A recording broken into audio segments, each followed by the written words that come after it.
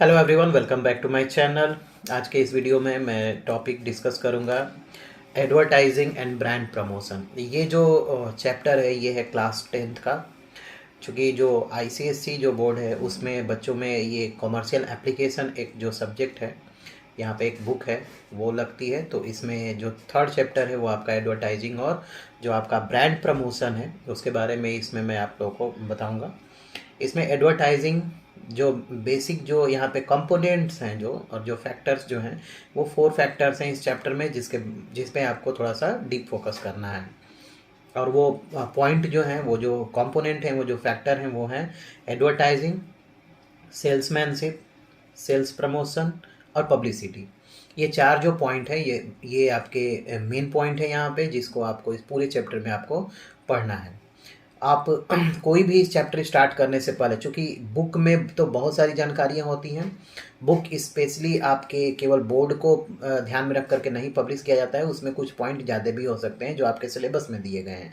तो इसलिए जब भी आप चैप्टर को स्टार्ट करें तो एक बार आप सिलेबस, जो रिड्यूस सिलेबस है आईसीएससी का, जो वेबसाइट पे दी गई है, आप वेबसाइट पर विजिट कर सकते हैं और उसमें चेक कर सकते हैं कि उस चैप्टर में क्या क्या आपके सिलेबस में है।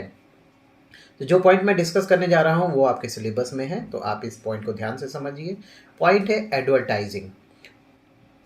सिंपल जो एक डेफिनेशन दी गई है एडवर्टाइजमेंट की, वो फिलिप कोटलर के द्वारा दी गई है। और वो कहते हैं that advertisement is any form, it is not defined there. Okay, ऐसा कुछ नहीं है कि आप डिफाइंड है इसी तरह से आप करेंगे advertisement. No, there is no any defined process. ये क्या है आपका? Any form of non personal presentation. What is this? Advertising. Advertising is an any form, is any form of non-personal presentation and promotion of what? Not only product and services but also an ideas. So what you are going to present here, आप क्या present कर रहे हैं यहाँ पे? Non-personal presentation of what?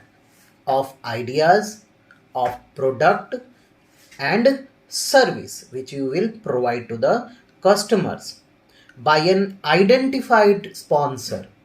यानी कि अगर इस डेफिनेशन में देखें तो आपको 3 या 4 जो की पॉइंट है वो मिलते हैं। फर्स्ट की पॉइंट क्या है? Non personal interaction. जो एडवर्टाइजर होता है, यानी कि जो एडवर्टाइजमेंट करता है, उसका और कस्टमर के बीच में क्या होता है? कोई पर्सनल इंटरेक्शन नहीं होता है। दूसरा इसमें क्या है? इसका कोई सेट ऑफ फॉर्म नहीं है, ये किसी भी रूप में हो सकता है। जो तीसरा है वो क्या है? इसमें एक स्पॉन्सर होता है। और जो चौथा है वो क्या है? आप इसमें अपने आइडियाज़ को एडवर्टाइज करते हैं, अपने प्रोडक्ट को एडवर्टाइज करते हैं, या फिर जो आप अपनी सर्विस दे रहे हैं उस सर्विस को एडवर्टाइज करते हैं। तो ये तो फिलिप कोटलर की डेफिनेशन थी। एक और डेफिनेशन आप देख लीजिए यहाँ पे, अमेरिकन मार्केटिंग एसोसिएशन। और ये दोनों डेफिनेशन जो है ना, ये बहुत सिमिलरिटी इसमें है। क्या है? Advertisement, advertising is any paid form.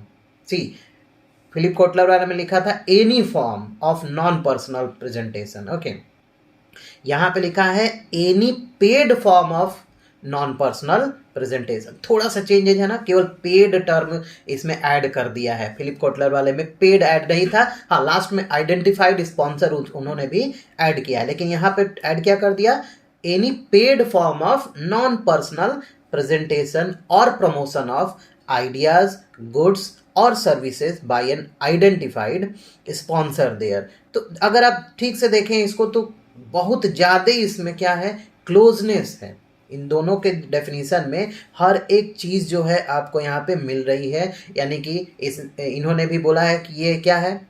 कोई इसमें आपका कोई फॉर्म नहीं है, any form, any form of non personal. दूसरा नॉन पर्सनल है।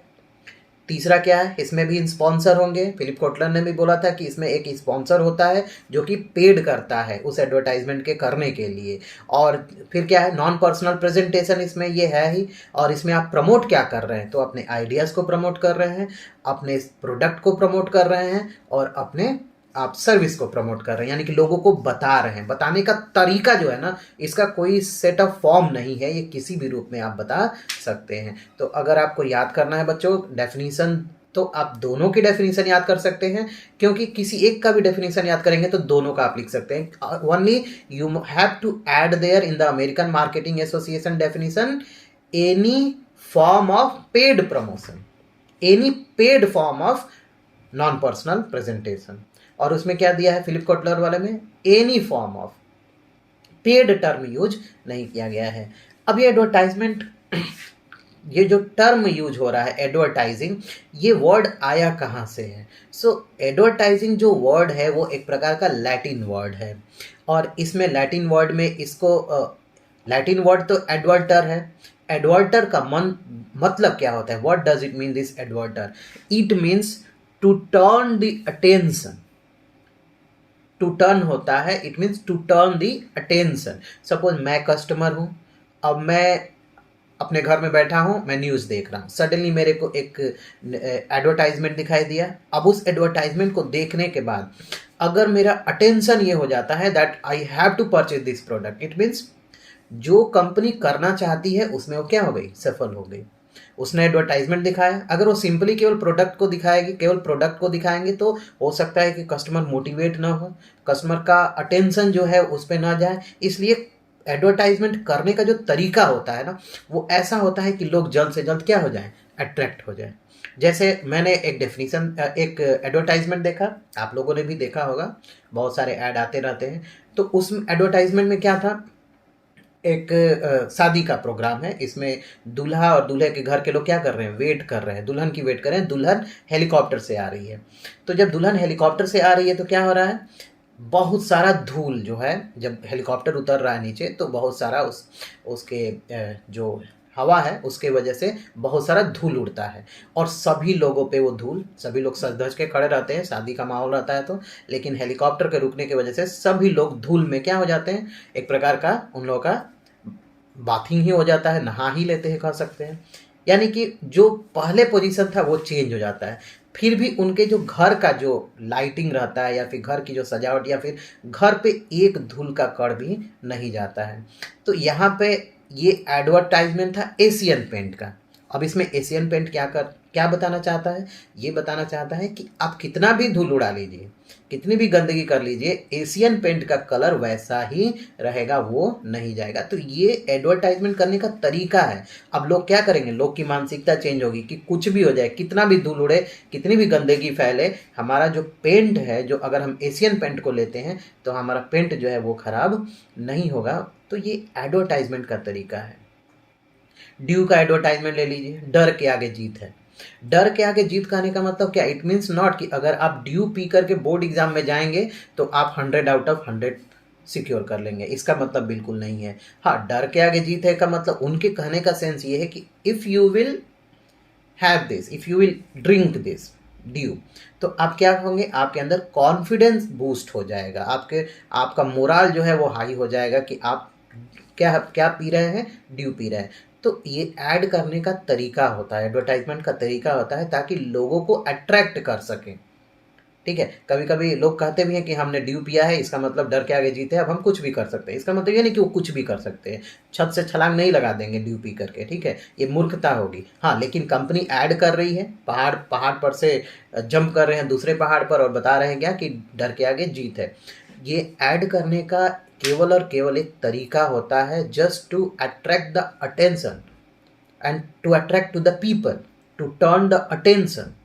अटेंशन आपका केवल जीतना होता है। नॉर्मल आपको ऐड दिखता है तो आप क्या करते हैं? स्किप कर देते हैं। लेकिन अगर थोड़ा सा इंटरेस्टिंग अगर ऐड होता है तो क्या करते हैं? आप उसको पूरा देखना पसंद करते हैं। तो मेन ऑब्जेक्टिव जो है कंपनी का क्या है कि ऐड आप पूरा देखें और ऐड को समझें, और ऐड को क्या करें? ऐड को आप कुछ उसको कन्वर्ट भी करें, उसको सेल में भी चेंज करें। ऐड देखने के बाद ये नहीं कि स्कैप करके भूल जाए, नहीं, देखने के बाद उसको क्या करें? सेल्स को बढ़ाएं। तो ये ऑब्जेक्टिव हो गया। यहाँ पे एडवर्टर जो है वो लैटिन वर्ड है, इसका मतलब ये होता है to turn the attention of the customers here. दो डेफिनेशन मैंने डिस्कस कर दिया है। अब आते हैं इसके मीनिंग पे। क्या दिया है? Advertising involves preparation of oral and visual messages, visual and oral messages. Non personal presentation तो होता है, बट ये एक प्रकार का विजुअल होता है और क्या होता है, ओरल होता है। हमको आवाज भी सुनाई देता है और पिक्चर भी दिखाई देते हैं। Messages and their dissemination through paid media for the purpose of making people aware and favorably inclined towards a product, service, idea or organization। Advertising केवल प्रोडक्ट आइडियाज के लिए नहीं किया जाता, सर्विस के लिए ही नहीं है, ऑर्गेनाइजेशन का भी एडवर्टाइजमेंट होता है। अपने ऑर्गेनाइजेशन की खूबियों के बारे में बताते हैं, क्वालिटी के बारे में बताते हैं। When that any company is doing advertisement of their own product, they are not selling their product, they are selling their ideas, they are selling their brand, they are selling their quality, they are selling their standard also. तो हम जब advertisement करते हैं just to inform also, एक प्रकार का information, सूचना देने के लिए कि भाई हम प्रोडक्ट के बारे में लोगों को अवेयर करा रहे हैं कि हमारा ये प्रोडक्ट है, आप हमारे प्रोडक्ट को खरीदिए और उसके बाद फिर उसको आप पसंद आएगा तो आप और भी खरीद सकते हैं क्योंकि हम ये फीचर दे रहे हैं। So basically that we also gives an idea about that how to use and what you are going to use there and what features you will also get there by using that same product। तो ये सारी चीज़ें आपको advertisement के द्वारा मिलती हैं। Now let's discuss about the features of advertisement. Features of advertisement यहाँ पे क्या है, नॉन पर्सनल। अब फिलिप कोटलर की भी जो डेफिनेशन था उसमें देखें, नॉन पर्सनल प्रेजेंटेशन उन्होंने भी कहा था।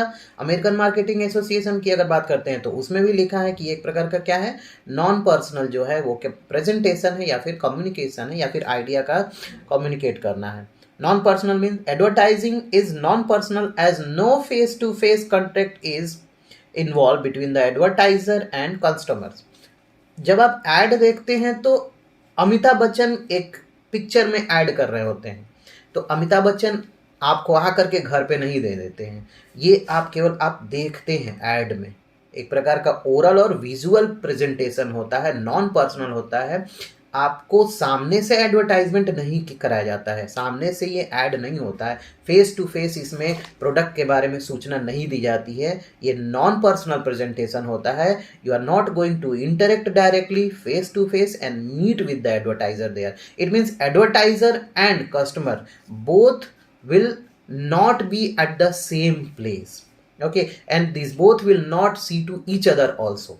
It is oral and visual presentation only, it means non personal presentation। तो पहला क्या हो गया, नॉन पर्सनल प्रेजेंटेशन है। सेकंड क्या है, मास कम्युनिकेशन है। एक साथ एक बार में आप करोड़ों लोगों को आप ये एडवर्टाइजमेंट दिखा सकते हैं और करोड़ों लोगों के अटेंशन को आप क्या कर सकते हैं, अपने प्रोडक्ट की तरफ आप खींच सकते हैं, यानी कि उनको अट्रैक्ट कर सकते हैं उनको खरीदने के लिए। पेड कम्युनिकेशन होता है। Why it is a paid communication, क्योंकि जो भी स्पॉन्सर होता है एडवर्टाइजमेंट करने के लिए पेड करता है, अमाउंट पेड करता है, उस पर करोड़ों रुपए खर्च होते हैं, लाखों रुपए खर्च होते हैं, जो कि सेलिब्रिटीज या फिर जो एडवर्टाइजमेंट कर रहा है उसको दिया जाता है और इसके कॉस्ट को प्रोडक्ट के कॉस्ट में ऐड किया जाता है। तो ये एक प्रकार का पेड कम्युनिकेशन होता है, ये फ्री ऑफ कॉस्ट नहीं होता है।